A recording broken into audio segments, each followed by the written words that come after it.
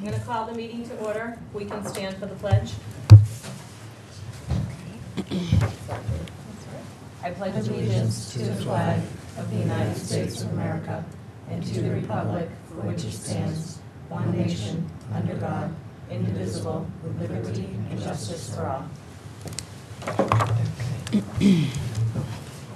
Where are we going next? We are going to adjourn to executive session. The school committee will be going into executive session to discuss issues related to collective bargaining with the Duxbury Teachers Association and a personnel matter, both of which would have detrimental effect on the position of the governing body if the discussion were in open session. The board will return to open session. Do we need to do a roll call? Oh, roll call. I think we need to do a roll call. I move that we move to executive session. Okay. Right. Second. Guys, we're Roll all in call. favor, roll call for executive session. Aye. Aye. Great. We're so organized. It's lucky we're on top of it. Back in session from executive session. Hey, everybody. So let's start with approval of the minutes from December 5th. Does everybody have a chance to read those? Yes. Yep. Any comments, discussion? No. No. Can I have a motion to approve? Motion to approve the minutes of December 5th. Second. All in favor? Aye. Aye. Great. We now have public comment. If there's anybody who would like to speak. Okay, did you sign in? I did. All right, come on up. Join us. Thank you.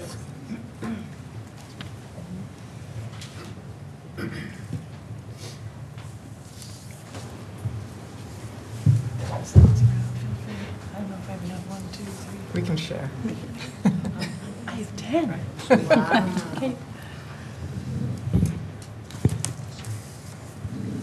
Good evening, and thank you for the chance to address district administration, school committee, and others. Can you just state your name? Sure. My name is Betsy Gillis, and I'm here to address the topic of MCAS and unfunded needs, where I'm in full support of reducing class size at the middle school. I'm here to ask everybody involved in school budgeting to examine the very real effects of underfunding in special education and to take dramatic and necessary steps to correct it. At the last school committee meeting on December 5th, Dr. Klingerman, thank you, presented the district's MCAS data and led Q&A about it. Math at Duxbury Middle School got a lot of attention. It even made the Clipper headlines. What didn't get a lot of attention was the data in front of you now. Although Dr. Klingerman did present it, and she was kind enough to talk to me about it beforehand, I fear it didn't get the attention that it might deserve. The Clipper article summarizing the presentation included the following quote: "Overall, students are doing well in English at the middle school." And that was grades 6 to 12 English Language Arts Curriculum Coordinator Karen Baines. I believe this statement is both misleading and untrue. Left at that, parents, especially parents with kids in the SPED program, might think that things are going well for all learners.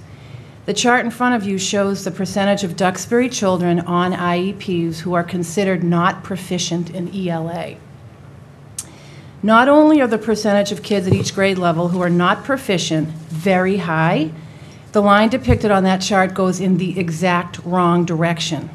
The district should be working on closing the reading gap, but instead it appears to widen. 83% of kids on an IEP in the 8th grade last spring left the Duxbury Middle School not proficient in ELA. It bears repeating. 83% of 8th graders on IEPs last spring are now at Duxbury High School.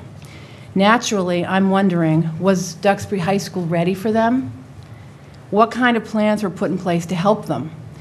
An important side note, late last spring, SPED Director Terry Babetsky and Principal Donovan announced that there would be a new language-based learning program at the high school in the fall of 2018, and in fact was not implemented, and we don't yet know why. Based on statistics alone, chances are really good. A large percentage, not all, of the effective kids, and there are 213 kids represented on that chart, Based on statistics alone, chances are good that a lot of them have language-based learning disabilities. And with the proper interventions and remediation, while at Chandler and Alden, when kids are learning to read and write, these learners can succeed fully.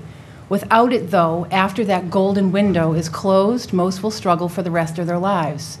It was also discussed that where MCAS is a graduation requirement, miraculously, most pass in the 10th grade.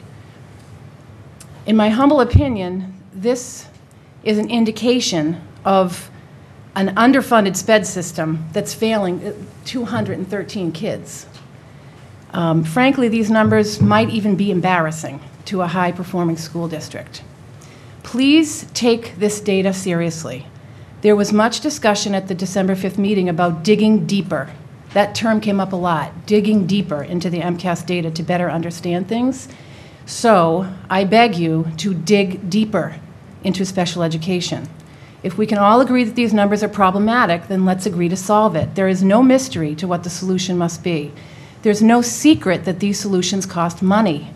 Special education is expensive, but it's the law. I'm glad the Finance Committee is here as well to hear this. Please fund it properly.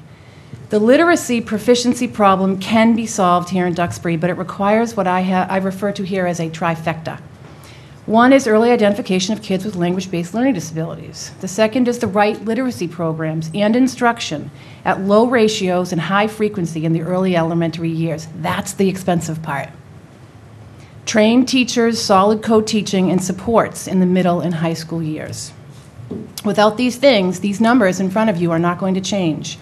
And worse, these kids, these real kids, graduate from Duxbury High School at a serious and potentially catastrophic disadvantage, not just in language, but in all academic areas.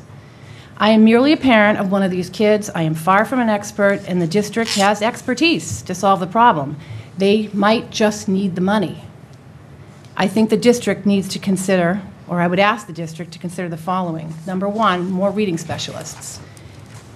According to the Duxbury Special Education Staffing Reports available on the district website, the district has 2 reading specialists. To give folks, everybody here, a perspective on volume, Duxbury High School and Duxbury Middle School share a reading specialist, Jess DeBona. That means potentially 250 kids share her services. Second, elevated instruction, and Rita Marie Benoit talked about this at the last meeting, elevated instruction.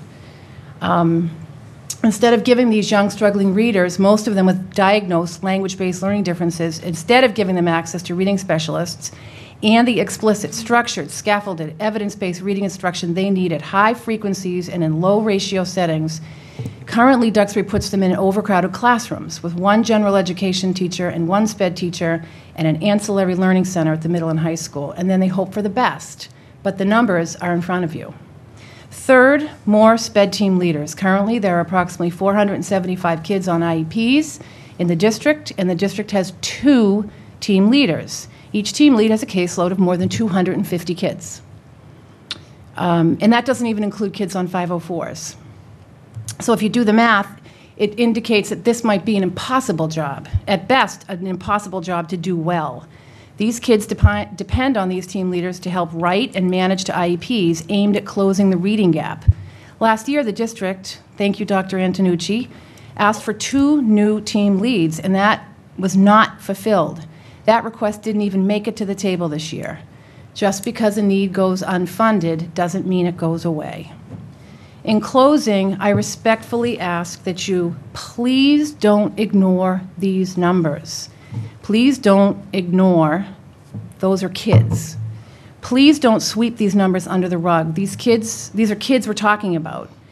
And each year that goes by is another year that a child cannot get back. Please look at what improvements can be made in literacy for students on IEPs and hold people accountable for these improvements. And lastly, please consider the 3 unfunded needs I just outlined. Thank you very much. Thank you. Betsy, a quick question. Yes. 213 kids totally mean between 3rd grade and 8th grade? That's correct. Is that your number? So it's Yeah. about 35 students per grade? Yeah. Okay. Well, it's not averaged out. Yeah, not exactly, but. Actually, you know what? I it's- think I gave somebody the one with my blue writing on the bottom. and the numbers are there. And the 213 are kids on IEPs with language-based learning disabilities? No, those are kids considered, they're on IEPs, so they're kids with disabilities. For any, For anything? Correct. for anything? Correct. So where's the 475?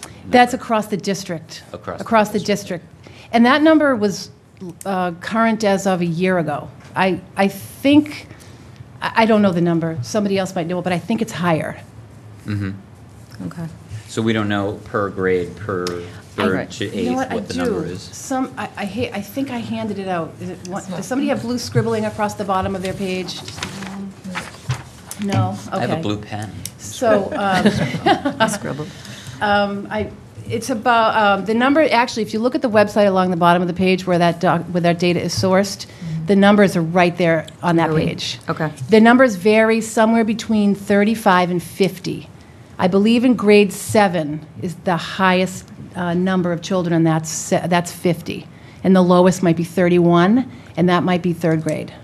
So okay, so those seventh graders are now eighth graders? Correct. And that's the highest number of Correct. non-performing IEPs? Okay. Correct.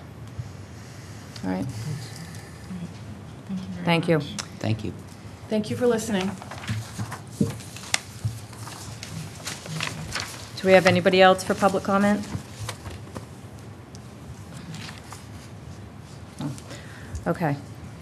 Reports for the school committee. Superintendent? Yeah, just a couple of quick things. First, I want to acknowledge that there's someone new at the table here. And I'd like to introduce our acting business manager, Catherine Katie Blake.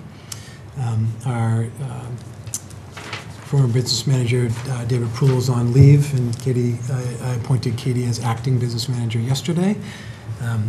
She's worked for the district for a year and a half and does tremendous work, and so I'm really excited actually to work with her. And I think she's excited to be here. I am. Hopefully. Yeah. So welcome, Katie. And just a couple quick things, really quick. I just want a couple of quick updates. First, Julia and I have been sitting on the IT steering committee in town. We've met several times over the last few months. It's a representative group from several town departments and several town boards. And the objective, the reason the committee was formed was to really solicit a vendor, a contractor to help the town develop and articulate a vision and a roadmap for effective use of technology and support services for all town departments, including the schools. And so we've done a lot of work. And the reason I bring it up tonight is that we actually we've developed an RFP to solicit those services, and that RFP is going to hit the street probably sometime in January. So just sort of stay tuned. It's a good project, and Julie and I are representing the school committee on that. Oh, and Cheryl, sorry, yeah. I'm not looking right, I'm only looking left. Yeah, Cheryl actually does most of the work, so yeah, sorry, Cheryl. Yeah, we just hang out our coattails. Second, strategic planning process continues. Just quick update, our subcommittees continue to do their work. We broke them up into all different subgroups, mission, vision, what else? I don't remember off the top of my head. Yep, Core values, right? So they're all kind of dispersed and doing their work. Spoke with Tim Farmer today, who's our consultant on the project, and he's in the process of drafting the executive summary. So we're pretty deep into it at this point. The next meeting of the full committee is on January 14th, and we're still on track to have a full draft or final draft at least before the spring. So the work is it's good work and exciting work. And then finally, this is just kind of random, but I don't want to steal if Jess is going to mention this, but this week Danielle and I went to 2 awesome events. You guys have heard of these before, but at the middle school, the Character Counts breakfast, and at the high school, the Best of the Bunch breakfast, which was Monday and Tuesday, respectively. And basically, we recognize kids for being good kids, and kids recognize them for contributing to a positive school culture and just having high character, and it's awesome. And I tell you that just because, A, Duxbury kids are great, but B, I'm going to share with you before I leave tonight all the comments. So teachers have to nominate the students to get these awards, and I've given you 15 pages or 11 pages, I think, of the comments that were read at those events, and they just make you feel good. So I just wanted to point that out. If you've never you might have been there as a parent at some point, but if you haven't, just take a peek at the type of sort of actions and deeds of these middle school and high school students. It really makes you feel good about teenagers in general. So, sorry, Jess, if you're going to talk about that. I still your thunder. That's it for me. Okay. Danielle? I was just going to mention that we had our first meeting of the School Wellness Advisory Council on December 10th, which is a school committee policy that we have that council. I think last year, perhaps it was a little bit of a break in that committee meeting, but we had our first meeting. It's made up of the two chairs this year are Kathy Carney, who is our nurse leader, as well as Melissa Laidlaw, who's a new employee to the district. She's the team chair at DMS DHS, and she has agreed to co-chair the Wellness Advisory Council. So we had a great group of student reps, parents from each school, some teachers, and community members. So we've kicked off for the year with that council, looking at just our youth risk behavior data survey that we had from a few years ago. We selected a theme for this year, which is managing stress and anxiety, which is something that we hear a lot about. So that council's off to a great start, and I think I shared meeting dates with all of you if any of you are able to attend future meetings. I think we have 4 more scheduled during the school year. Danielle, is that the, do you have a school committee member on that? Not yet. You were looking for one. Still looking for That's- one. It's that committee? It's that Okay. one. Does anybody want to volunteer? You don't have to do it now. Yeah, let her know.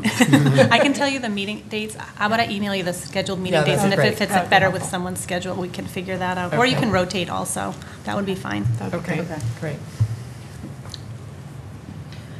Katie, do you want to jump in as business manager? I'm going to defer my comments for tonight, but I look forward to providing you with an update at the next meeting. Great, we're welcome. Thank you. We'll have a nameplate for you. Yes. All right, Jess? So we don't have too much because the holidays are coming, but we have some fun holiday events. So on Friday, the half day, the DHS will be having their holiday concert for the high school. So all music groups will be playing, I think, like one song during the day, and then they also perform, the highest music groups perform for the Alden tomorrow, actually. And then PSAT scores for students who took the test in October are out, and they can be found on the College Board website. And midterm exams are coming up right after vacation, so it's a week early this year. And they will be starting January 14th and will end the 17th. And so that long weekend will be the week after exams. And then the 5th grade just had their winter concert. I think it was their first big winter concert. And then just around the schools, DMS just had their holiday gift card drive where they raised $1,525 worth of gift cards to give to the Interfaith Council, which was pretty great. And then the DHS just had a toy drive, which we got a bunch of toys and we gave them all to the Boys and Girls Club in Dorchester. So it was really exciting. Excellent. Thank you. All right, thanks. And for my report, I just had 2 quick things. We all got a letter from a gentleman named Jim Kelly, who originated the Duxbury football program in 1961. And he just was sort of reminiscing and thanking the town for still having the team and just really proud of the program. So that was kind of fun to receive. And then I just wanted to bring up an article that was shared with me by Dr. Baines from the New York Times that has to do with ADD and ADHD.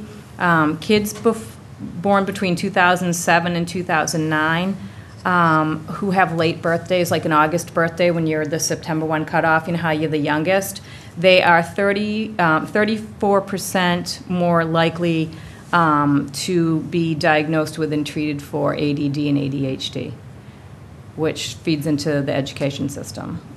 So I thought that was pretty interesting. And the book, I don't know if anybody's read Outliers, Malcolm Gladwell. Yeah, he sort of speaks to that, and he talks about it with the hockey. Yeah. You know, if you're a September or a fall birthday, you're older.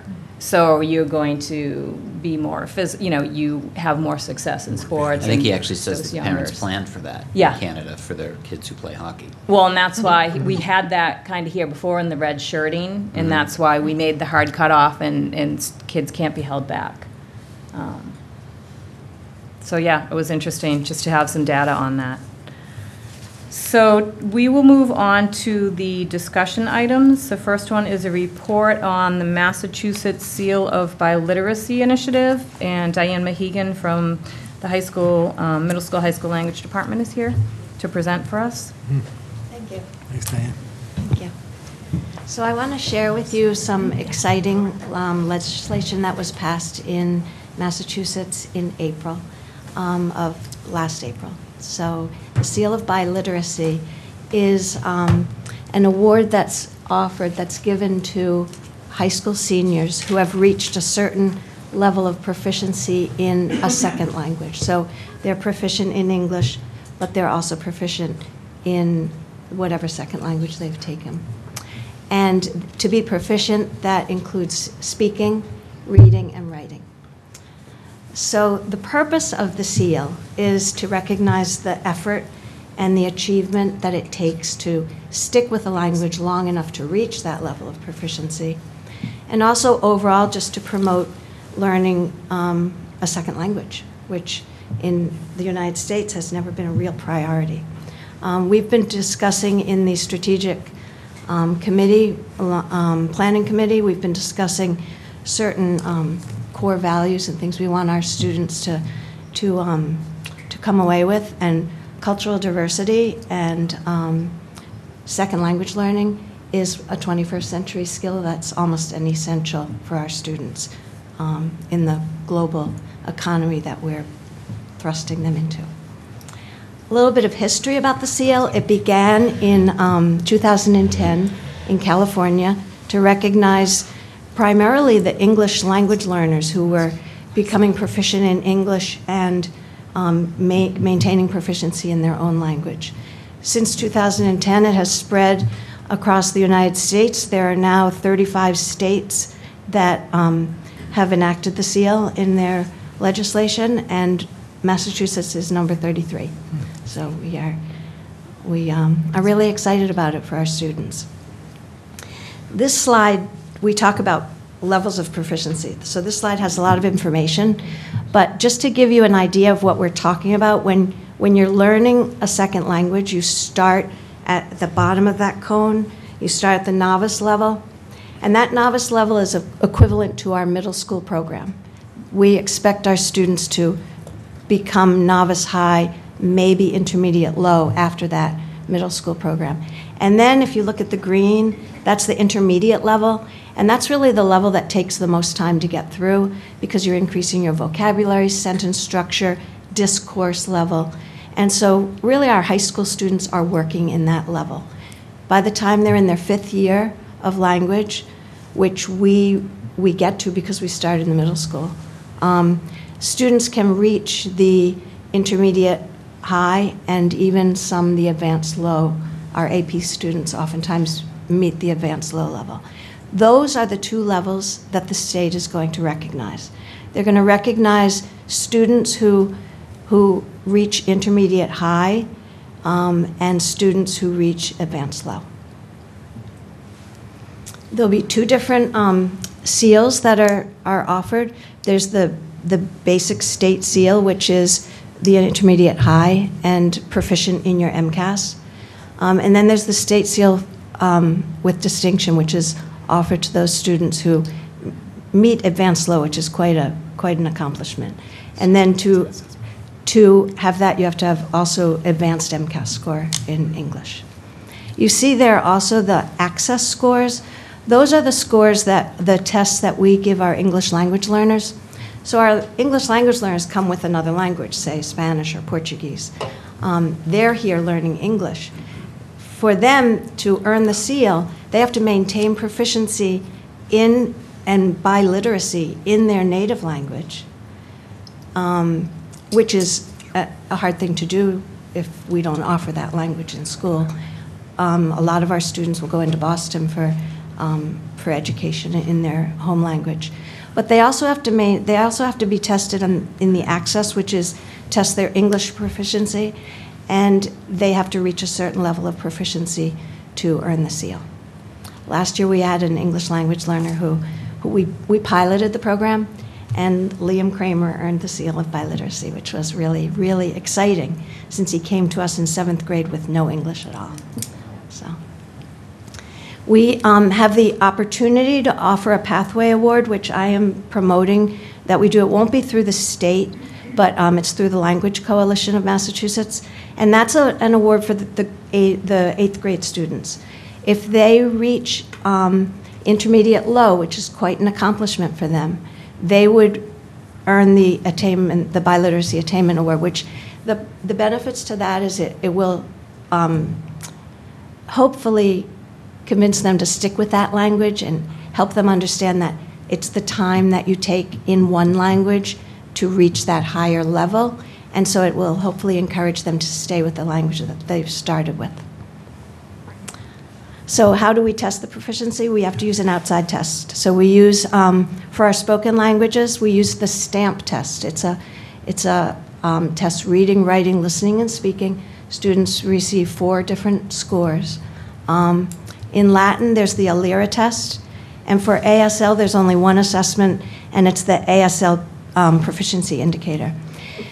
Latin has decided that since they already are invested in the National Latin exam, and they have used that to measure proficiency, they are going to stick with that. We haven't heard from the state if they're going to approve of that for the seal or not, but at this point, Latin wants to stay with the National Latin exam. The trouble with the ASL test is it costs $165 a student. And so I'm in a work group for the seal of biliteracy, and we're working with the state to try to convince them to maybe use a portfolio system for the ASL so we can do it a little more economically. And they'll still be able to take advantage of the seal.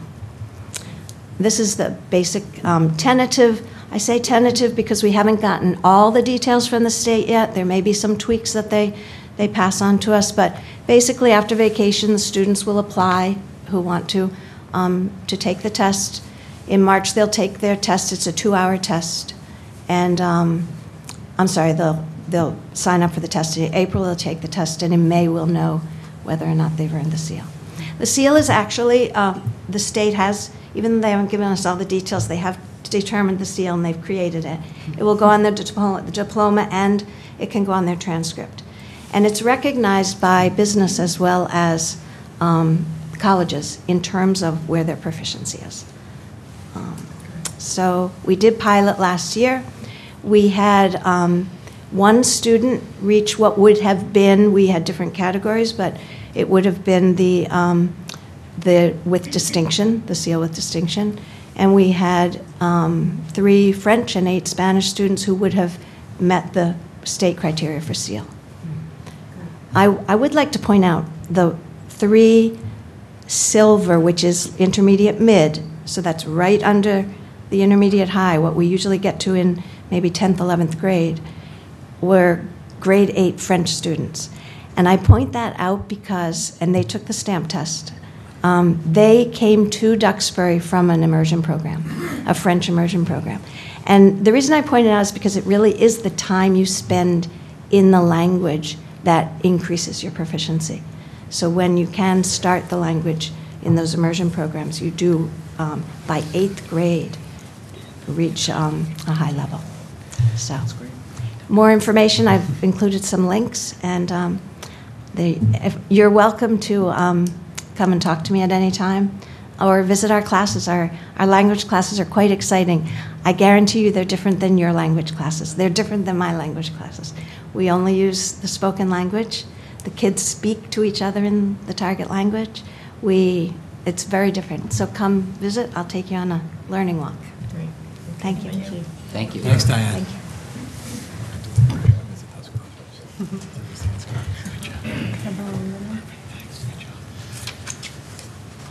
Okay, our next discussion item is the FY20 school department budget discussion amongst us. And Calendar? Oh, you want to do the calendar? Sorry, I Real missed the quick. calendar. Oh, I already checked it off, see? I'm ahead of myself. Okay, proposed 2019-2020 school calendar. And I already told my daughter next year she's starting school on August 28th. Although she has web day, it'll be like August 27th. She wasn't happy with me. So you have in your packet Yeah. a draft calendar. It was developed, internally by our leadership team and sort of been vetted through that group. I just want to point out a few things on this calendar that might be of interest. The first is obviously the students' first day back, which is August 28th, which is right in line with where it was this year. A couple other things I want to point out, just really as an FYI. We don't have a lot of flexibility when we build school calendars. You're trying to squeeze in 180 days between September and June. There's a little funny thing here next December for the winter break. We usually go to school on December 23rd if it's, during the week, and then you would naturally take what is Christmas Eve, whatever. But it falls on a Monday next year, and we just didn't think it would be wise to bring kids back for that one day and then And it launch might be into a half, it vacation. would have been a half-day Monday. Anyway, yeah. So, It's okay. All it does is push the end date back one, but it's actually kind of a nice long break for families, but I did want to point that out. So does that mean 20th will be a full day? 20th will be a full day. 20th will be a full day. Yeah, thanks. So a couple other things. We do have three full-day teacher professional development days during the school year.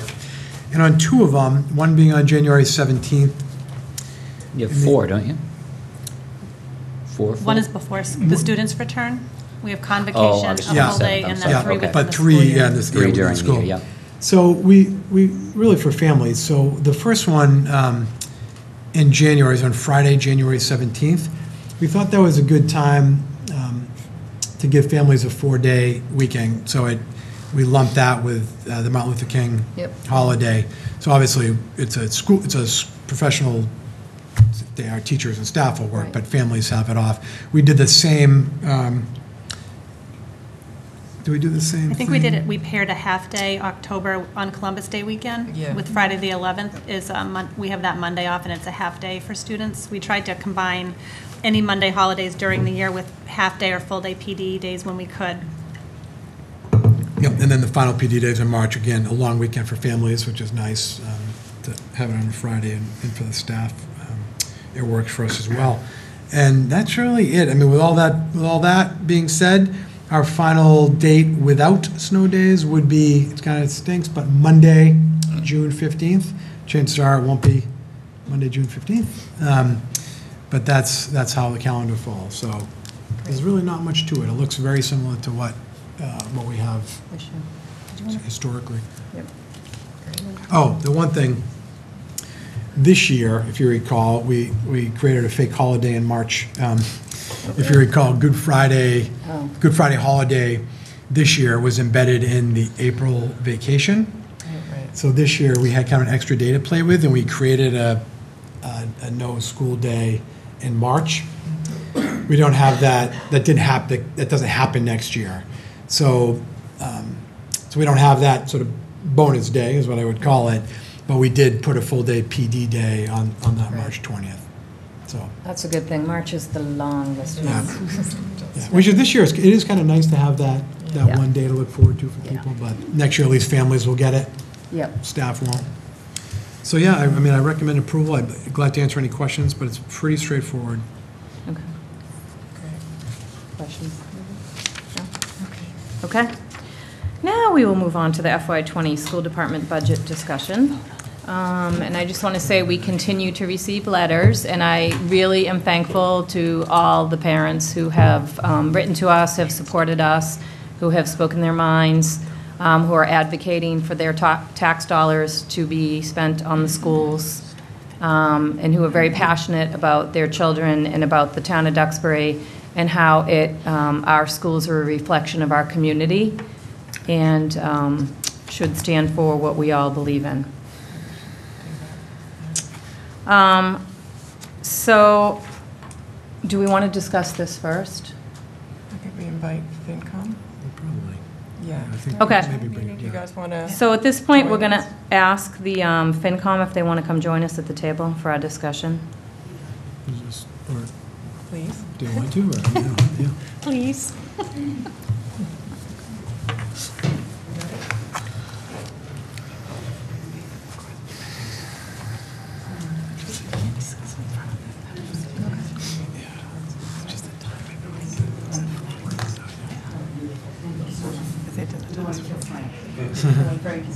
No, we are not going to kill Frank. Kathleen. Hi, thank you. Oh, yeah, that's right. Do we have enough? Want a chocolate? Anyone? I'm already regifting. Don't give away the Lindt chocolate bar. Frank, need help?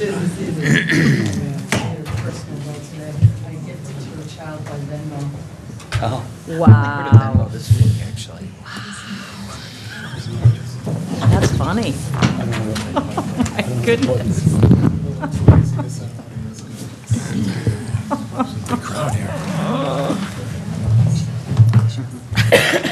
I don't even know what to say to that. Oh. Yeah, that puts it in a little perspective.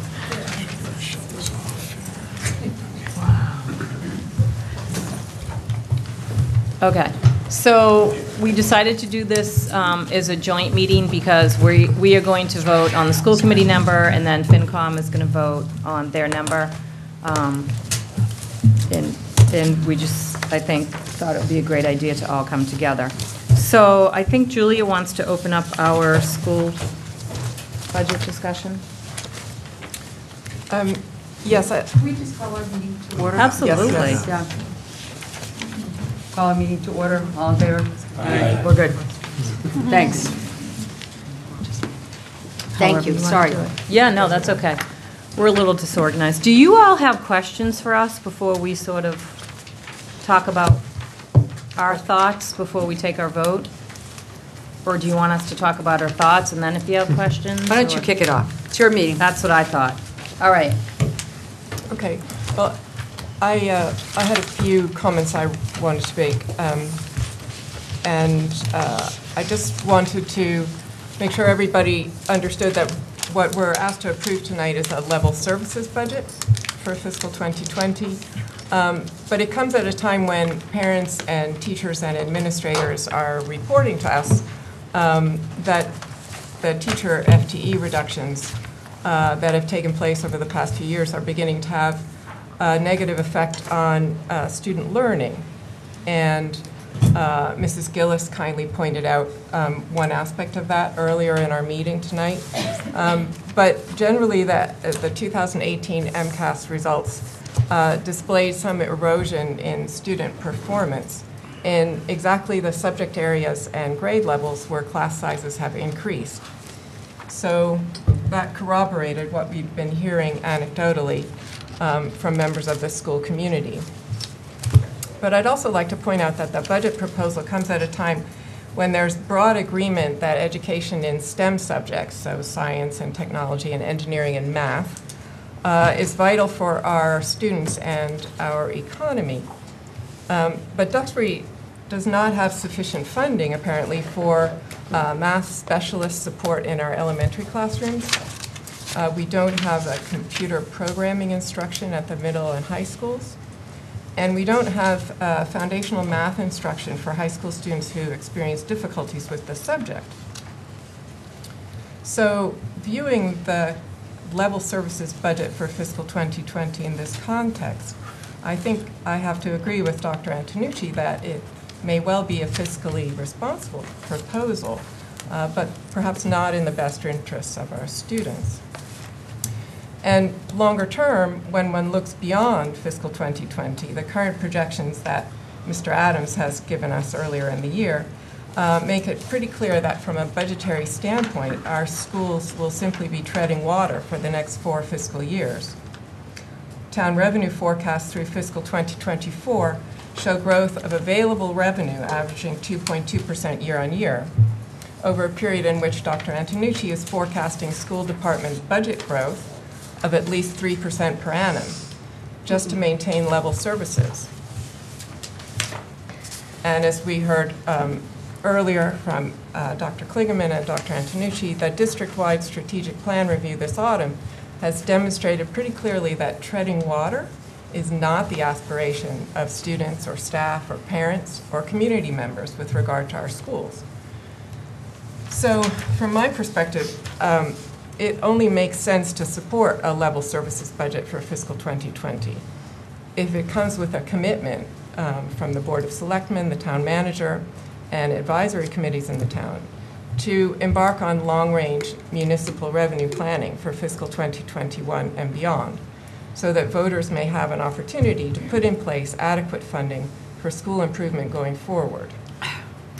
Long-range strategic financial planning is something that Duxbury has demonstrated it knows how to do. And we have a comprehensive capital plan that's now being implemented on schedule under the direction of Mr. Cherry. We have fiscal policies and practices in place that address the town's long-term financial obligations and risks through the steady accumulation of reserves each year.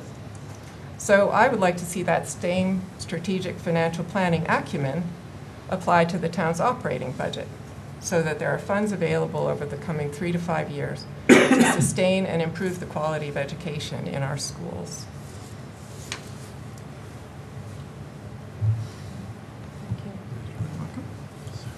You want to drop the mic?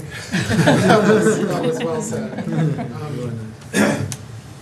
Yeah, Julia, I think that was very well said.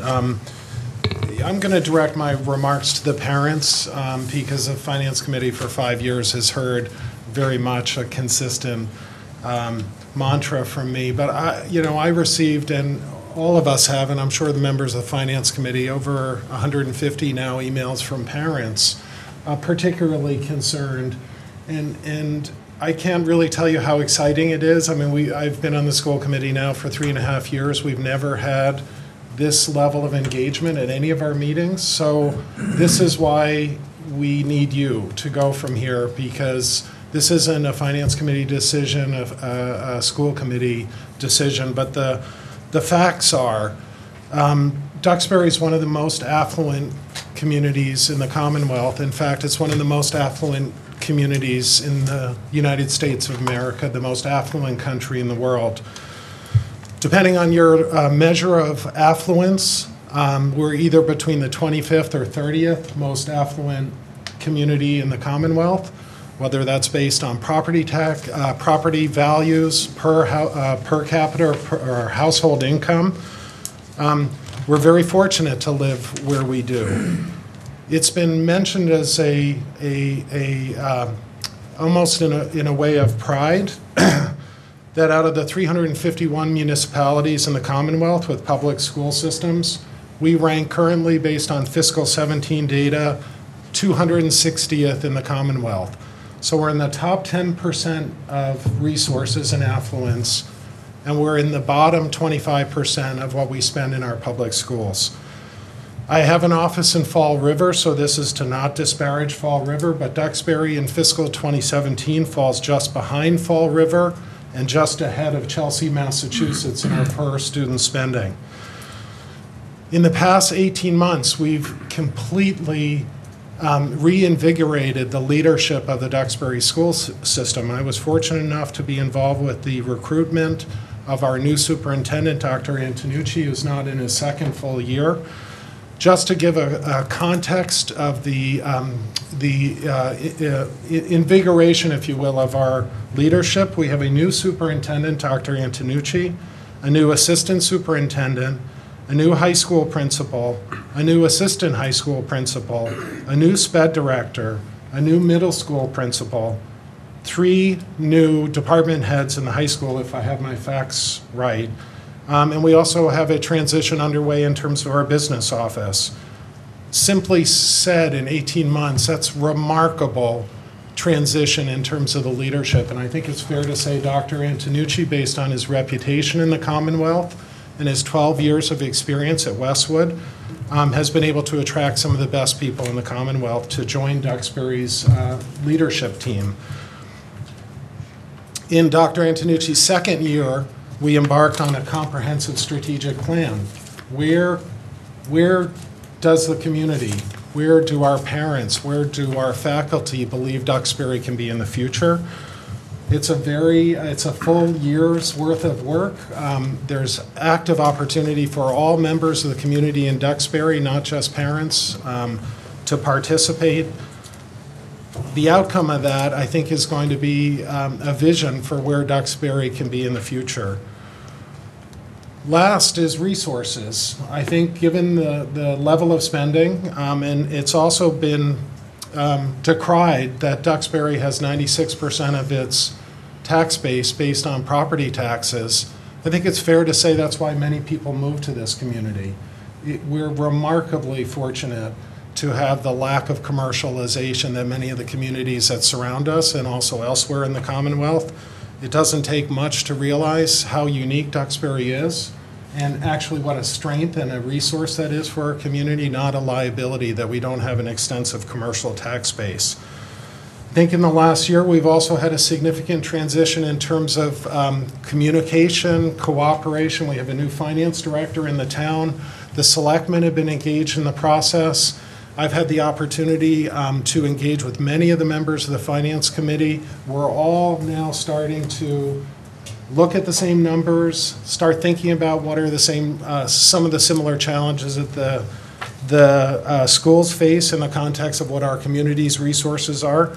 And I think the question will go to the community, what level of spending do we think is necessary? And in response to the parents' request for us to ask for more than we've actually recommended for a budget, I'm not personally prepared to support that. And the rationale is not because I don't believe it's needed, but I believe that this is a process, and it's not a process that $156,000 will resolve.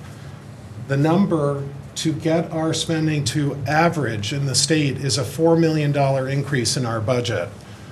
And I believe that we're starting to work on the right issues, which is where does the community want the schools to be in the future? What's our vision? How are we going to measure our progress? How are we going to measure the impact? Do we want Duxbury to be a great school system? Do we want to be average? Do we want to spend at well below average? I don't think the community, if we ask, is going to answer those questions in the way that we've funded the schools over the course of the last 5 years, but it's ultimately up to the community. It's not up to the Finance Committee. It's not up to our town manager, our town finance director, or the school committee. Community has to decide, is this a priority? So I think that in the context of a process, it would undermine the process if the school committee were to request a level of funding that's more than we've asked for. So personally, I can't speak for the other members of the school committee, but I'll vote to support the level service budget that we proposed. But I'm going to, one, first thank, and two, ask for your help, because it won't be the school committee that decides what the community's priorities are as we look ahead. It's going to be really up to you and your neighbors and friends. And it's up to the community to decide, and that has to happen, because I think this continued, the level of effort to do, to fight over $156,000 in the context of an $80 million municipal budget, it's not worth the level of effort. But I think the question is Duxbury going to fund our public education in the bottom 25% of the state? Is a question that we need to put to the community, and we need the community's response, and I hope that happens in the near future. Thank you. Drop the mic. And I wanted to say I have 3 of my college-age kids who are here, my wife Megan, and I'd say for the parents who basically said my student is a 7th grader only once, I really think this is a legacy. I have 1 10th grader. My other 3 children have all gone through from Chandler on. I believe the investment in our community, it goes beyond any of our self-interests. Like, you have to advocate for your children, but please help us advocate for public education in our community. And I'm asking you to look beyond just the self-interest of your family or your child. Get involved and help make this a priority for the community, and do what you can. It's really all these volunteers that serve on these committees. You can't do it just because it's going to impact your kid. Do it for the benefit of the community, and do it for the benefit of public education. So that's my response. This isn't going to help my 10th grader, but I'm going to be so happy to see where Duxbury schools are going to be in the future, because I think we're in a position that we can really create an exceptional opportunity for our students and the residents in our community to benefit as a result. Thank you, Peter. I could keep going. That's why I'm being quiet. I'm kind of on a roll.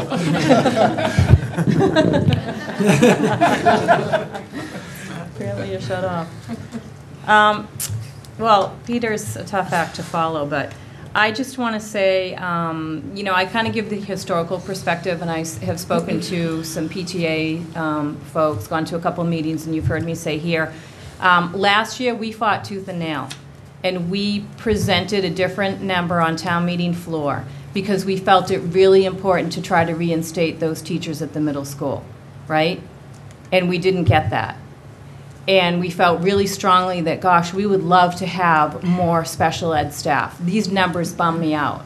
You can't, you know, if the children aren't getting what they need.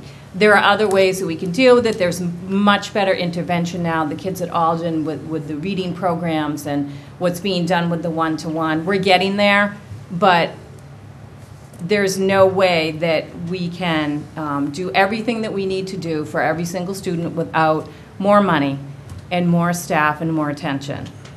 And there are so many needs that are unfunded right now. I do worry that Duxbury is not the same school that it used to be years ago. The statistics seem to indicate that. We all are here because it's a beautiful community, it's a beautiful town, it's a great place to raise kids. But we also want what's happening inside the building to mirror what our vision is of the town. And we've heard that loud and clear through the letters from parents. And I am with you. I have a child entering middle school next year, right? And I have a child in high school. I totally get it. I don't want my middle schooler next year to be in a class of 32 students. And guess what? She may very well be. And that right now is the consequence of our budget cuts over the last few years. When we don't get level service, then we're starting next year's budget really at a cut from that level service going forward, right? So we've had some erosion, and that's a fact, and we all know that. Reality is, we do have fiscal constraints to the town, and we only have so much money. And I don't think it would be prudent for us to ask for anything above level service this year, because there's no funding. And I think the town has worked really diligently with us and worked hard. And we've had a lot of meetings, and they are meeting our level, Dr. Antonucci's level service budget, and I think it would be fair of us to vote that and then see what happens next year. I think, as Peter said, the cat's out of the bag, we all know, right? There's only so much money, it's not enough money. We're not funding our schools to the level that our schools need to be funded. So we all have to move forward and decide what we're going to do about that in the future. But my opinion is that we will recommend a level service budget this year. Anyone else? I'll echo the last part of Julia's comment about a commitment to work together going forward for a strategic financial, planning process. I think that's an important piece for the different parts of the town to come together and for the community as well to support that.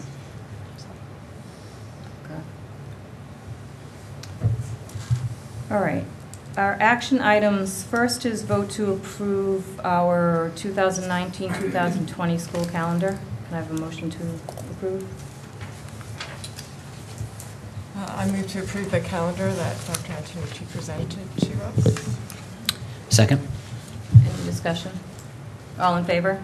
Aye. Aye. And then I vote that we approve the FY20 school department operating budget, and the number is $36,936,947, which recommends level service. Is there an opportunity to hear a commitment from the town regarding revenue planning? Is it our turn? Yeah. Good. So I don't think there has, of course, is the simple answer, but I don't believe that there ever has been a lack of strategic planning and trying to, patch it together, make it work, and to supply as much as we can to any department. It's been difficult. We've had a difficult few years, and I've been through it before. Ted Flynn was here earlier as one of the selectmen, and I remember the first time I met him, he was cutting $1 million out of a budget that wasn't $20 million, and it was awful. And we have faced the ups and downs of our ability to fund over the course of the last 25 years, and we will continue to. So, of course, strategic planning is necessary, but to make it that strategic planning hasn't taken place is not to do service to the people that we have on both sides of the table. John's predecessor and John's predecessor, and they're all named John. What's up with that? and Rainey, and so yes, of course. Does that mean that you'd consider Proposition 2.5 override? We're not going to get into that tonight, Julia. I'm not going to make that commitment in this forum, and I think that if that's contingent on your support, then where are we right now? Well, I'm just wondering what you consider strategic revenue planning when we have Mr. Adams's 5-year forecast that doesn't seem to add up to level service funding for the school. So I think that strategic planning, in my mind, and I've sat where you sat, 9 years. So I was on school committee. I understand your challenges and I understand the needs. And then I've sat in other tables in the town and looked at what is necessary and what we have to do. I think that every department, the schools, the town, and the leadership of those groups need to absolutely take a hard, honest look at where they want to go and what it will take to get them there. So if that includes an override, then we are going to have to be very clear in our aspirations and convince the community that it is something that they need to support. So certainly. So you're prepared to commit to a process of But planning, Julia, you keep saying planning. that commit to a process as though it doesn't exist now. Well, it doesn't exist. In my experience, and I know that my experience on school committee has been limited, but my experience in the budget years that I've been here is that school committee gets given a number, usually around $800,000, and said it's, what you had last year plus $800,000. To me, that's not strategic revenue planning. That's kind of saying, oh, well, under Proposition 2.5, this is all the revenue we have, so we're just going to have to work with that. That's all the money there is. And I'm saying, actually, Proposition 2.5 gives communities opportunity to take charge of their revenue planning and to look forward, as you're saying, to ask departments, what are your needs 3 to 5 years out? How are we going to get there? Are we committed to that kind of a discussion? If you are, great. Well, but if you're not, it hasn't happened in my experience yet. Yeah, Jerry, please. Julia, financial planning isn't the beginning of the process, it's the end of the process. You start with a business strategic plan, and you're already engaged in that. You're engaged in an educational strategic plan. So it's when you complete that strategic plan and you can point to the specific programs that are unfunded, and I think our superintendent has started to do that, has done that in his... He did it last year. Yes. But it starts with selling the community on those programs. Then we can come back with a proposal on how would you fund those programs. But the funding is a result of selling a strategic plan with enough specificity and enough justification. And I think, I'm not comfortable just chasing a student spending objective. Spending is not the objective. Mm-hmm. It's the educational result. So you need to talk to those educational results, the outcomes, the deliverables. And if you can do that, I think you can sell people. But without that, we could go out there and raise the flag for an override, and people would say, why? Right. Well, I think, do you want to say? Yeah, could I? Yeah, maybe- go ahead. My frustration with this is it wasn't until January 18th, 2018, that the school committee was furnished with a revenue forecast for fiscal 19. I don't think we've been on the same page. And what we did in August was tremendous, because it was actually the first time before the budget process. And last year, Betsy, and I appreciate you're here tonight, but last year the Finance Committee voted before we voted on a budget. You had already decided, and often it's just a bottom line number, as here it is. What I've been frustrated, and Jerry, we've exchanged emails, free cash of 3 to 5% is municipal finance, good practice. On an $80 million budget is between $2.5 and $4 million. For 5 years, I've been saying 1/10 of that amount, a decimal point of 3 to 5%, is the difference between slight underfunding, level service, and actually funding to growth. 250,000, right, which would be 0.3%.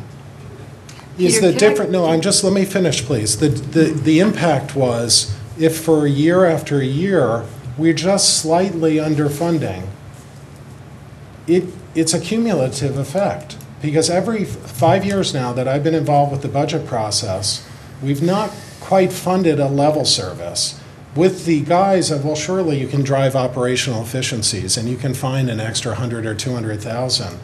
Well, our administrators have a lot of challenges in the schools, and we've talked about some of them. So I think what's happened, unfortunately, is we've never been able to find that. Could we find that fractional percent? Once we've stabilized our funds reserves, once we've made progress that we needed to in terms of our pension liabilities, once we're addressing capital priorities, could we find that fraction of a free cash percent to allow the schools not to get in a kind of a structural deficit, if you will, in terms of funding relative to level service? That I feel we failed to close that gap until this year, because I think we are in a position where the difference, we're 300,000 apart 6 weeks ago. The difference is actually quite transformational in the schools. That difference, it doesn't sound like a lot in the context of an $80 million budget, but it's massively important in terms of the operation of the schools. They can get about their business and make sure that we can provide the level of services that we provide this year. So I'm really pleased with the progress, but I think it's unfair to characterize that we've had a very robust process, that we were looking forward more than year to year in a budget cycle, and trying to address opportunities that the school, I think, has been articulating, like these are needs that the school has been articulating. Peter, I don't think that in this particular forum, we want to get into a he said, she said. I think that there have been years, and this is not Dr. Antonucci, it was before he'd been here, that we have struggled. We have struggled with financial projections on both sides. We have struggled. We have started some places in the beginning of the year, and at the end of the year, those numbers that were presented were not validated. So there's no point to that. We could go back and we could all pull out our war stories, and we can talk about numbers that weren't correct, programs that weren't, and it doesn't matter. What we are looking for, if we are truly looking for excellence in the school system, excellence in town services, is to do what Dr. Antonucci did when he first got here, which was tabula rasa. He took the budget, he took it apart, and he almost did a zero-based financing. And we have to continue to do that. I think that your struggle with the community, and when if a 2.5 override is what is going to be needed, is then to justify, this is what we're offering, this is what it costs, these are our deficits, and this is how we plan to fill those deficits. the nature of the school budget has not been that easy to explore in years past. So let's move on from that. And I think that's what we all want, or I wouldn't be here Well, tonight. so the good news is, this isn't actually a school committee or a finance committee discussion, because it is the community. And what I'm saying is, I think we've gotten to this point because whatever the history is, there wasn't a massive difference in terms of our ability to fund the schools, but now I think we're at a point that the community does really have to get engaged and make a decision about where you'd like to, what resources are appropriate based on a vision for the future of the Duxbury schools, and really it is outside of our hands at that point. The community I will think decide. it will be a discussion that not only improves the schools, it's going to improve the community as a whole, but we have to commit, before we commit to anything, we have to commit to working together. The first time I got involved with the schools, we were talking about closing a grammar school. You want to see some exciting conversation is, do you close Chandler, do you close Alden, do you centralize? It was a very, very difficult time for the town. And I walked out of a group that I sat half Chandler and half Alden parents with absolutely a new best friend whose child was in another school district. Because we tried to leave it at the door as far as being, the blame game and just work to an end. And that's what we need to do. That's it. It's that simple. And I think that this community is a very special place. And I believe that together we can hear each other, even when it's difficult, and we can do that without, boxing each other in a corner and making people feel as though they are more than or less than. Was I doing that?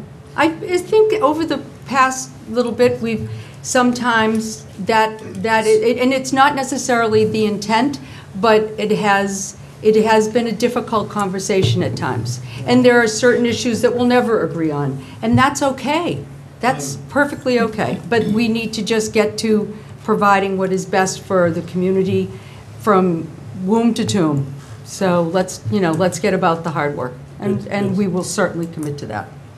I wanted to address one point, because Peter brought up free cash, and I think there's a public misconception of free cash. We do not sit on a lockbox full of cash and then frivolously spend it.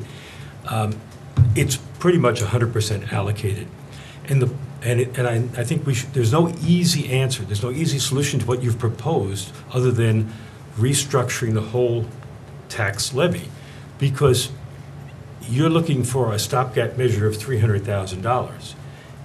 That's 10% of our approximate free cash, which is very volatile because it comes from town excise taxes, so it's not stable.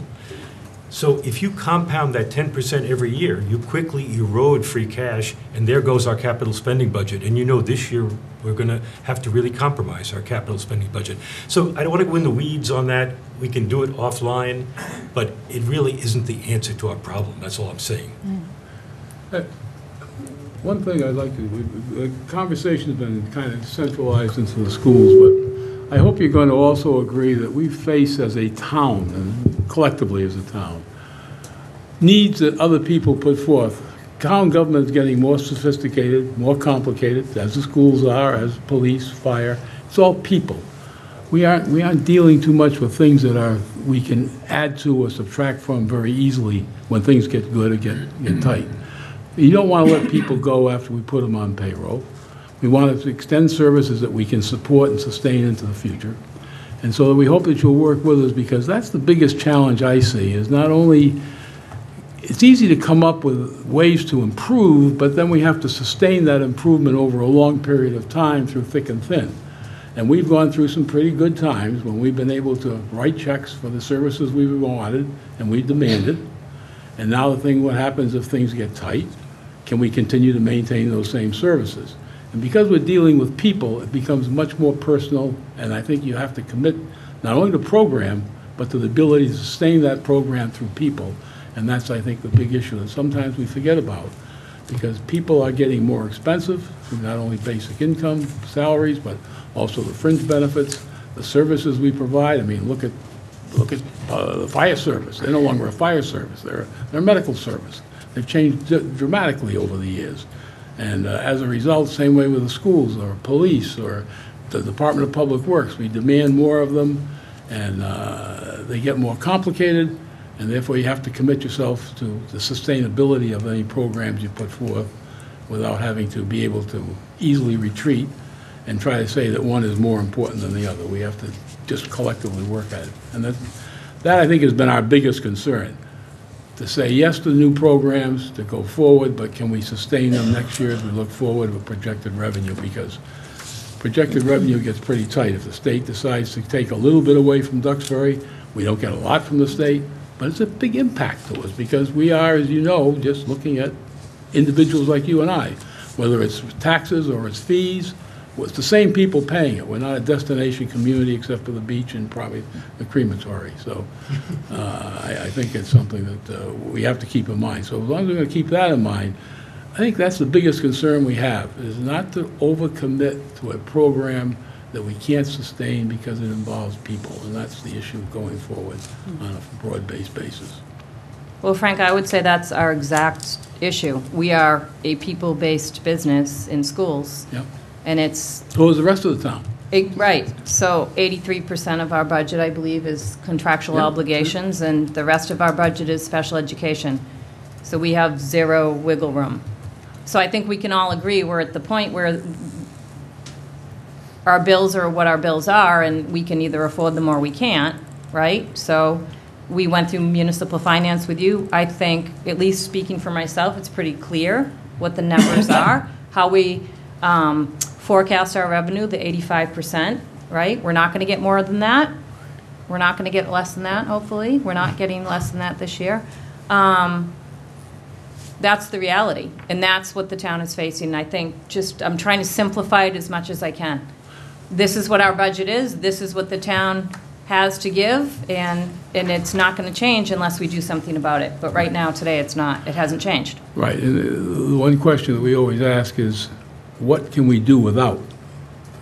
Yeah. The thing you have to look at is, what can we restructure that we don't need today that we did yesterday to generate and free up capital or resources that can be put to work? And that's the tough job. My guess is if you ask any department, they'd all say nothing. Of course. We can't get rid of anything. We're all the same, right? It's the parents. We've heard from the parents. Well, we know in the schools, we've cut. Residents. That's why we have 32 students in middle school. We've cut multiple teachers over the past year. So from our standpoint, there is nothing we can cut. And we have students not performing on MCAS because we can't get extra special education help. Like, we can't, we're at a point, from our point of view, there's nothing else we can cut. We are bare bones. We have taken all the cuts we can, and this is it. And a level service is a level service. So for me as a school committee member, I would love to fight for all the needs that we're not getting. But as a member of the town and somebody who's gone through everything with you folks, that's not in the cards this year. I totally get it.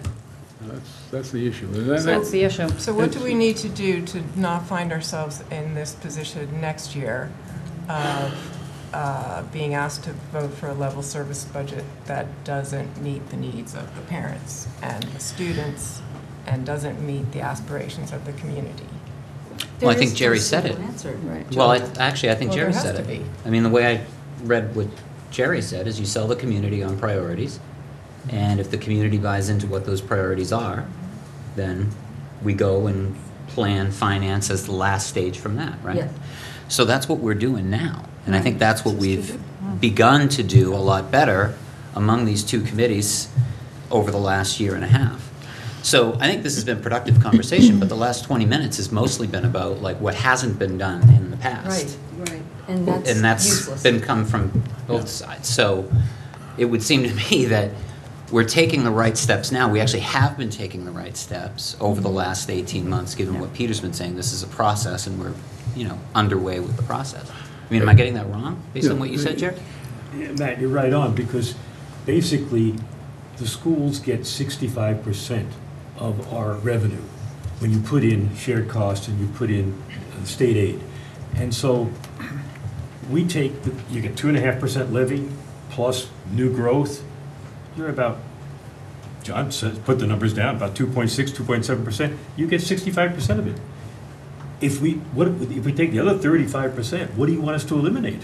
You know, so We don't yeah, want you you to eliminate hit the nail on the head. Well, so to Julia's point, it will be the same thing next year. Unless there's a change in our revenue, Well, there is no, it's going to be the same. It's Groundhog Day. I'll be the groundhog. Okay. We're doing things differently. I mean, look at us. Where are we now? We weren't here a year ago. We weren't doing this 5 years ago. I've been here 5.5 years. John and I are looking at things very differently, and so is John. In my budget message to the Board of Selectmen on Monday night, this is what I said in setting the stage for 2021. Our ability to provide services to the levels citizens expect is an ever-growing challenge. As I mentioned, our public safety departments, fire, police, and DPW have been stretched for some time, and their ability to deliver their services is a challenge. As you said yourself, Kelly, Duxbury is not the same school it used to be, and neither is the town. It's changed dramatically in the 16 years that I've lived here and the 5 that I've worked here. Also, we're in the beginning stages of negotiating collective bargaining agreements, which will need to be funded the next year. That's on both the town and the school side. Dr. Antonucci has carefully explained that the school department is also faced with a number of challenges for the upcoming year, and together, for the next budget year, we believe that we'll be able to meet our needs at this most basic level, meaning this level service budget and the budget that we've proposed on the town side. As I've mentioned in the past, the prospect of an override for the FY21 budget is a very real probability, and one that deserves a thoughtful and lengthy discussion. This discussion is already beginning and will certainly be at the forefront of budget development over the next year. In the meantime, I'm comfortable with the town's position at present for the FY20 budget, and we'll continue to work closely with all of our departments, boards, committees, and the public as the conversations about funding the future years continues. It is a conversation that's going to move quickly, and it's going to move to the front, and that's the conversation on an override. Okay, that's what we want. I've got requests from the police department to have 3 additional police officers, requests from the firefighters to have 3 additional firefighters from the fire department. I can't do that. This year, our revenues are at 88% instead of 85%, and that's allowing us to deliver this level service budget. Prior to moving that position from 85 to 88%, we were looking at layoffs. I had at least 2 pegged. We think that we can do this year. You know, we're going to see how the year goes. I know that John has Dr. Antonucci has a constraint with the $156,000 question. In my estimation, this is not the year to ask for that, whether you're a parent, a citizen, or anybody else. Because if you're going to expend political capital and the conversations are going to be about an override, next year is when you need to expend that political capital, not this one. We don't have the money. And to take the money from another source or try and rob another line to get it, it's penny wise and pound foolish. And I'm not ready to make a recommendation for an override until we see what all the pieces are. You've got your strategic planning session that's going to tell you what you need to do. I've got all my department heads working on what it is they think they need, not for the next year, but for the next 5. We can't go from year to year. We have to look at it long term. The discussions of the past are just that. They're discussions from the past. What happens today and going forward is what's really going to matter. So I just wanted to just quick comment, Rainey, that it's so gratifying to hear that. I'm 100% supportive of that, and I'm very appreciative of the work that's been done, including our gnashing of teeth, right? I mean, this has been a process. We've been advocating, right? The community needs to get engaged at this point, and everything you just said, I think, is very gratifying because it's progress, and I appreciate the thoughtful approach and the message you've delivered, and I'm on board with it certainly, and I'm sure the school committee will be very supportive of the process. So thank you, and thank you, John Adams. John puts many of the words in my mouth. If you think this budget year was tough, wait till 2021. That's going to be a big one. Yeah, don't do that to us. Well, I agree, Betsy. It will be fine, particularly if these kind of conversations continue. And this is great, and also we are engaging, and your strategic planning is your best tool. And the town is also working to do strategic planning as well and to redo our strategic plan with the town planner, which dovetails with what you're doing. And education is always a key component of what people love about Duxbury. We just have to continue to love each other When you and say work new together. strategic plan, do you mean strategically plan in a different way? No. Or a different process? Our or- comprehensive No. our comprehensive planning You- Are you familiar with the comprehensive plan? Yeah. We do a comprehensive plan. It's one of the things that allows our zoning. It sort of dictates the plan for the entire town, what we want to see, what we want to do, what do we think are services that we need to deliver, things like that. It addresses a whole host of issues. Right, and it's a powerful tool, and certainly one that you should access as well, because it's similar to what you've been doing with your conversations with parents and with the community on what people would vision. It's the same type of thing. It dovetails nicely that they're both going on at the same time. Shannon? Yeah, I mean, mine, not to go off on a tangent a little bit, but just, I think one of the reasons we're having this great conversation and things have gone better is that last spring, we started a plan of, okay, we're going to meet together in earlier, and that has really helped us. And so my question is, okay, so how do we keep that structure going forward? How do we make sure we're having these conversations with you guys and with the when do these conversations start again? Do we keep going with this? Do we wait until after this town meeting? I go kind of in my logistical planning of, because when we know that, then we can build out our calendar of, when our strategic plan's gonna be done, when we start to talking. And I just go right down that path. So not to be too detail oriented. A very good question. I'm sure that, I know that, forgive me, I want to further, it was John, but Dr. Antonucci and I and John, we talk on a regular basis. I mean, I've talked to John a half a dozen times just this week to get to this moment. The conversation is always happening amongst us, but when we think it's necessary to bring the bigger group together, we can certainly do that. Yeah. You guys may decide that, these guys may decide that, we may decide that. Right now, we're just trying to get through this part of the process. We're going to get through the operating budget first. Yeah. Then after that, we've got the warrant that we'll be reviewing. It's going to happen after town meeting. I think, Okay. when, the budget discussion, we're in it for 21 now. Yeah. Even though we're talking about 20. Right. We're in it for 21 now because we're looking at these things going, all of a sudden, the numbers are really changing for the following fiscal year. Right. Not just because of what we're doing on the operating side, but also the capital side. When we start getting into these larger bonding questions, having to deal with bridges and seawalls and DPW buildings and things like that, the conversation gets a little more, not amplified, but it grows. And so we have to figure out, okay, we don't want to saturate the voters with too much bonded indebtedness. We want to make sure that we can keep our level line. The conversations, I presume, will occur shortly after town meeting, as we begin to look forward. Okay. So no anticipation of a preview at town meeting? I'm sorry? No anticipation of a preview at town meeting for the Oh, yeah. following year? This That type. little paragraph that I read from is Yeah. part of a larger document when I get up and speak. Yeah. John gets up and speaks, and we talk about it. This is simply sort of where we are for the operating budget in December. Yeah. This will get expanded upon, and it'll talk about the warrant, it'll talk about what we see for the next coming few years. Okay. Yeah, you'll have like a couple of years out saying, Exactly. here are things that we see coming down the pike and, things might need to be changing. And I think- recommendations will be.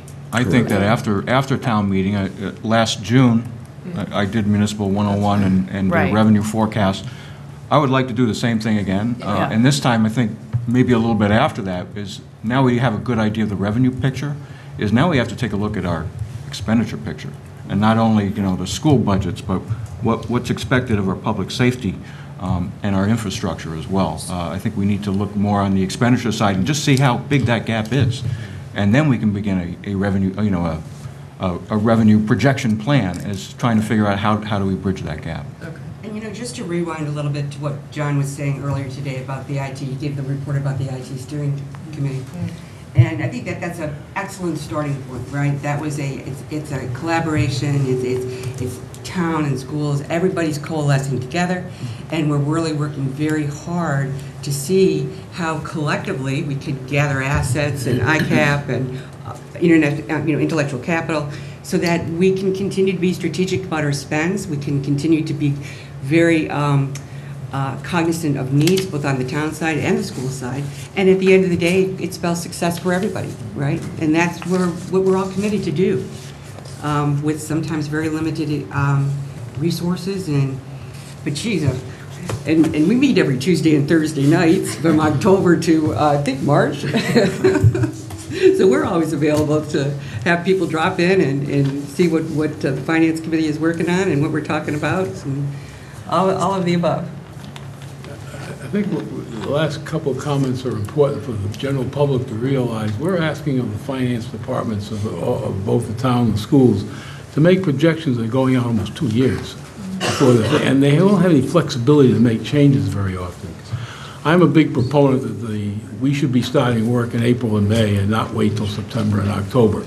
Now, I hear a collective sigh of groaning from this side of the table. No, Frank, the answer's still no. Frank would have us meet 5 nights a week. But I really think that's when you shape what's going on. By the time the fall comes, and you have a special problem because you don't always know collectively who's going to show up at your front door come September, and what issues you're going to have that you didn't anticipate and weren't planning for. So I hope the general public realizes the tremendous amount of work that goes in both any volunteer committee group that works with finances of the town, because they have to project farther. They don't have a lot of flexibility. We don't have a lot of elasticity in income, and we have to have a lot of volunteers to put in a lot of time. That they may take a collective sigh of relief and come March 15th and say, I can go rest for a while, but it can't happen. I would say most of those 150 emails that have come in from the parents do include gratitude to the various committees for the volunteer work that they do. So I think that the community recognizes the fact that the volunteers in the town. Yeah, that's right. Yeah. I just wanted to make one last comment in regards to the strategic plan. I see it as a double-edged sword. You know, we're talking about this strategic plan because that'll help be an impetus maybe for an override or whatever. My fear is, you know, we want all these other improvements to the schools, and look what we're already not getting. So I think that, I think our vision will be fantastic, but we're not getting things like Times and Tides. We're not getting innovative programs. We're not getting growth. So I just wouldn't want anybody to be, I wouldn't want it to be a surprise when we have even more unmet needs, I guess. Kelly, can I just follow? I'm glad you said that, because I feel like we're overselling what's going to come out of the strategic plan as it relates to the budget. The more concrete thing I think to focus on is this appendix that I put in the budget, which are strategic. I mean, it's based on both years of experience and kind of an assessment of where we are as a district. And so I think we've done a pretty good job articulating what the unfunded needs are already. And by the way, those add up. And we've talked about this in, you know, at both public and private meetings, but that list adds up to a big number. And I'm not suggesting we're ever going to get that big number.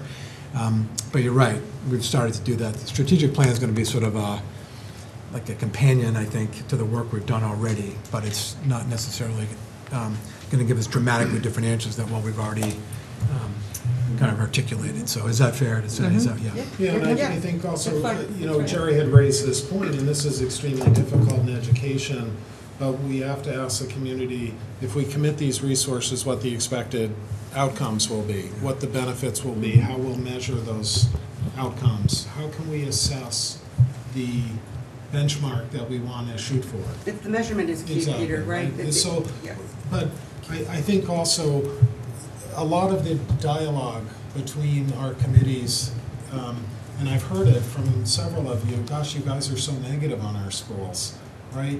I think you just have to actually be mindful of the fact it couldn't be further from the truth. When we've articulated the situation relative to our financial stress, but if you attend any of our meetings, there could not be greater champions for the Duxbury public school system and the celebration we have of our faculty and our students. So I think we just want to paint a picture of the future of what Duxbury could be. We want to be able to articulate how we'll measure that. performance and investment. How will we measure it? It's hard with education, but the community is going to demand that of us. They're going to say, okay, it's not just about how much money do you need to get to average or what have you, but if we choose as a community to make an investment, where will that take us? Where do we expect it will position our students relative to who really the community believes are the peers and who our competitors are, if you will, in terms Our of community kids. is very bright, and Absolutely. our community will ask all of us very tough questions. And I know that when I was on your committee, it's difficult because of ed reform law and autonomy. It is up to you. You are the captains of the ship. And these questions will be directed as based on the perception of the person asking the question, and it's difficult. It's almost easier in a way to look at crime rate and how many police do you need on the street and how many cars do you need to put the, sit the cops in. It's a very difficult and a much more challenging process to cost justify a 0.3 FTE. But those questions will be asked, and people will not always agree with your decisions, and that's okay too. But they will ask, and they will want to know, well, why are you doing this? Why do you have this many people in administration? And I'm not criticizing because I don't know off the top of my head what you do have in administration. I'm just using it as an example. Or why would you have electives versus this, or why would you? It's going to be a very enlightening, but it's going to be tough conversations. Why do we need cops? There's no crime in Duxbury. I mean, these are going to be, I think, good conversations, but they're going to be tough, and that's okay too. People deserve to ask the hard question if you're asking them to share more of their resources to support you. Well, and I think those are the questions we look forward to answering, because we've done, and Dr. Antonucci has done an absolutely tremendous job in proving the cases for the Duxbury Public Schools and how we spend all of our pennies. So are we ready to vote? We haven't voted ours, Okay. let's vote. All Okay, right. so I would like a motion to approve the FY20 school department operating and capital budgets. So moved. So, yeah, do capital separate, because. Capital separate? Okay. I want to just give that some context. Yeah, okay. So motion to approve the FY20 school department operating budget at $36,936,947,000. So moved. Second? Anybody? Oh, second. All in favor? Aye.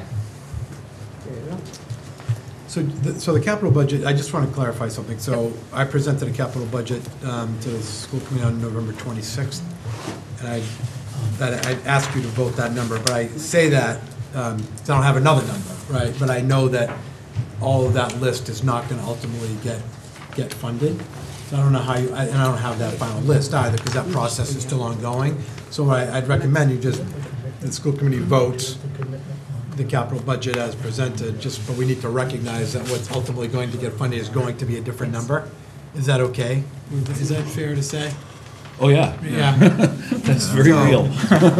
I don't have a lower number, or we can just wait until the dust settles on the capital process. Just wait till they give, Yeah. when you have an Yep, agreement. let's wait. Yeah, so, yeah, I don't want to, I guess, I don't care, I just don't want to go into a town meeting with a different number. That's not the intent. It's just that right now, the only number we have is the one we presented. And in fact, it's probably a better idea because the fiscal advisory committee and the finance committee haven't even concluded their review. That's what I thought. Okay, They won't so do let's that for sit a tight few on more that. weeks. Yeah, fiscal So- advisory won't be doing that till January 8th. Okay. And So- after our February. vote move last year of voting before you voted, which was, not intentional, and I think we've apologized and we were sincere about it. It was stupid. It was a bonehead move. We didn't, no malice was intended. It was just, we did it. We don't vote the capital until fiscal is voted. Okay, we'll wait then. Yeah. That'd be great. That's fine. I'll let you know. But we're on the Even though same- we- even though we we've been- talk, we're on the same whatever, page but with we that don't whole vote it. discussion. Yeah. That's fine. But we can vote your budget. Yep. Awesome. Because we're here. Okay. What do you think? Sure. Sure. I don't have the number in front of me, but we can use Do you have Kelly's the answer? fine reading. And could I have a 36, motion 947? to approve the school level service budget as presented? Second? Well, I didn't make the motion, somebody else. Jerry make the motion and... Can I? Okay, Kathleen would like to second. Okay, good. Thank you, Ed. Discussion? Any more questions? So this is just the operating budget, we're... This is just the operating, we're not going to do capital. 936, 947, was that? Yeah, that's it. Catch it right? That's it, thank you, Frank. Madam Chair, Yes, yes. the Finance Committee has one last line to vote, which is the fire liability and insurance line, and then the budget is done. And that proposed amount was $532,218. It was the question you had that Nancy O'Connor had answered Oh, yeah. for you. Any chance you guys might be willing to vote that, and then we're completely done with the budget? We are not going to shortstop the school committee right now, Rainey. We're going to finish this. I know I'm And then interjecting this, if Kelly, with Kelly's permission, we can sneak one more vote in? Is that all right? Absolutely. Okay. All right, so we are, no Thank you. discussion, no questions. We have a first, we have a second. All those in favor? I didn't give a second. Oh, you didn't second? Would you second, Kathleen? Yes, please. I All second. right, very good. They're making me big tonight. All those in favor? Aye. Thank you. Thank you very much. Could I Thank you. interject? Thank you, right? This is wonderful. I appreciate you all being here. I appreciate that you're taking a vote to support the superintendent's recommended budget. Really grateful. Thank you. It's our kumbaya moment of the year. Let's keep it going. Should we all hold hands? Peter, no, Do you mind we're if not I- going to hold hands unless you and Rainey want Okay, to. we're keeping you up, so go ahead. Kelly's red lights have stopped blinking. Maybe you should have them blinking green. Yeah, green It's is good all right now. over. Green is good right now. All right, very quickly Just, before we forget. Okay. So one of the newer members on Finance Committee, so my limited time here, but, I don't at all feel negative about the schools. I think, you know my family, and I know yours and most of your families. We've had a positive experience with the school system. And my kids have gone on to, they're going on to do great things, as are yours. So I think the challenge we face is there's just so many requests in front of us. And maybe some of our negative, at least, my hesitancy on some of these items is just, there's just so much coming at us. And so at the end of the day, we are committees that will give our opinion to the town. And it's ultimately up to the people behind me and their neighbors to decide all this. So I hope you don't feel that some of our questions, as pointed as they can be and as maybe antagonistic, it's not because, I don't know the history, but I certainly welcome these types of conversations, and I think we're going to come together, and I think this is I feel real positive about the future. Absolutely. So. Now we can hold hands. Now, no, we have to vote the fire liability and insurance line. Okay.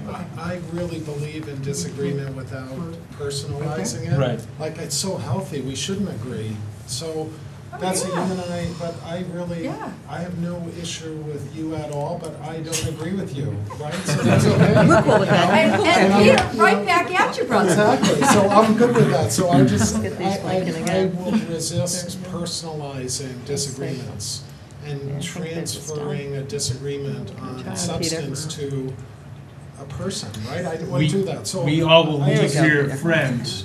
Yeah, At the end of the day, we all the live- people we're all- behind us we all are going live to tell here. us how Right. they want We're their neighbors, we their all- money spent. right? The mantra of town meeting was always that we could disagree without being disagreeable, so let's, Yeah, totally. if we keep that going, we're 100%. good. And Put- I'm really being heartfelt and saying, I know, I of appreciate you course, guys of are course you supporting this course budget, you are. like it wasn't easy for you. I know it wasn't, right? So, you said 300,000 2 weeks ago, it was off or whatever. I think it's So a I appreciate measurement it. of how everybody works very, very hard to come to this point, right, to come to this place.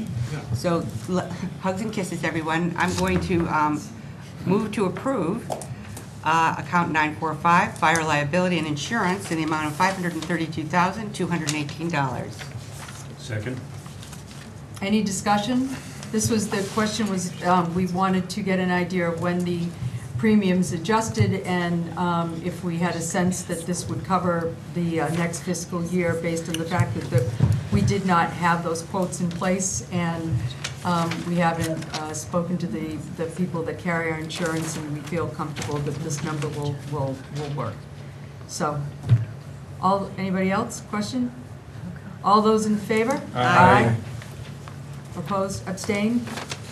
Thank you, Phil. Thank you for letting us do Thank you. that. Randy's Appreciate it. happy now, it's like his Christmas present. It's done, budget's done. Before I close out our school committee meeting, we usually give a second opportunity for anybody from the public to comment. So is there anybody here who has any public comment?